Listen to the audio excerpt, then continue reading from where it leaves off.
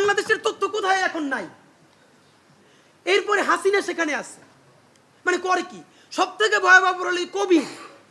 সে হাসিনার নিরাপত্তার সাথে ছিল, সে গিয়া সমস্ত তথ্য দিয়ে এরপরে আবার বাংলাদেশে আসছে। এখন আমরা শুনতে পাই সে নাকি 2-1 দিন আগে পালাই গেছে। আপনাদের মাধ্যমে জানতে চাই, অসমর্থিত জায়গা থেকে আমরা শুনেছি এই ওয়ারেন্ট জারির একদিন আগে আর্মিকে জানানো হয়েছে আগামীকালকে যেহেতু ওয়ারেন্ট জারি হবে আপনারা তাদেরকে পাস করে দেন, এবং ইতিমধ্যে তাদেরকে সেই এক্সিট দেওয়ার পরিকল্পনা চলছে। সম্ভবত কয়েকজনকে সেই এক্সিট দিয়ে ফেলা হয়েছে। আপনাদেরকে স্পষ্ট জানাতে চাই, এই রাষ্ট্রটা কি ভবিষ্যতে একটা পাকিস্তান রাষ্ট্র হবে নাকি স্বাধীন সার্বভৌম বাংলাদেশ রাষ্ট্র হবে? এইবার এইটাই চূড়ান্ত সিদ্ধান্ত গ্রহণ করতে হবে। পাকিস্তান আর্মি জনগণকে গ্রো করতে দেয় নাই। পাকিস্তান আর্মি জনগণের উপরে আধিপত্যবাদ কায়েম করবার কারণে রাষ্ট্রটা ফাংশন করতে পারে নাই। আমরা এখানে আর্মিকে আমাদের দেশপ্রেমিক এবং স্বাধীনতা সার্বভৌমত্বের সব থেকে বড় ভ্যানগার্ড মনে করি। কিন্তু যেটা হয়েছে দেখেন, এই আর্মির সকল জুনিয়র অফিসার জুলাই গণ অভ্যুত্থানের পক্ষে দাঁড়ালো।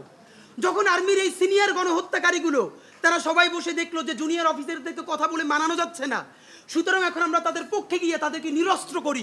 কারণ আমরা জেনেছি অনেকে ঘোষণা দিয়েছিলেন তারা সিনিয়রদের আদেশ অমান্য করে যদি জনগণকে কেউ গুলি করে তারা তাদের বিরুদ্ধে গুলি করবে।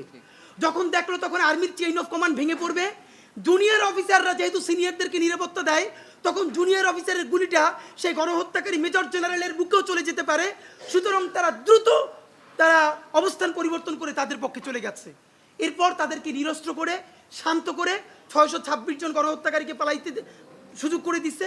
এরপর বাকি বাংলাদেশ কিভাবে করতেছে, বাংলাদেশের সেনাবাহিনীর সকল সিপাহী এবং দেশপ্রেমিক সিনিয়র এবং জুনিয়র অফিসারদেরকে বলতে চাই, আপনারা যতক্ষণ বাংলাদেশের স্বাধীনতা সার্বভৌমত্বের পক্ষে ছিলেন, হাসিনার অন্যায়ের বিপক্ষে ছিলেন, ততক্ষণ পর্যন্ত আপনাদেরকে জাতিগতভাবে সম্মান জানানো, আপনাদেরকে সেলিব্রেট করা এবং আপনাদেরকে নিরাপদ করা 18 কোটি বাংলাদেশ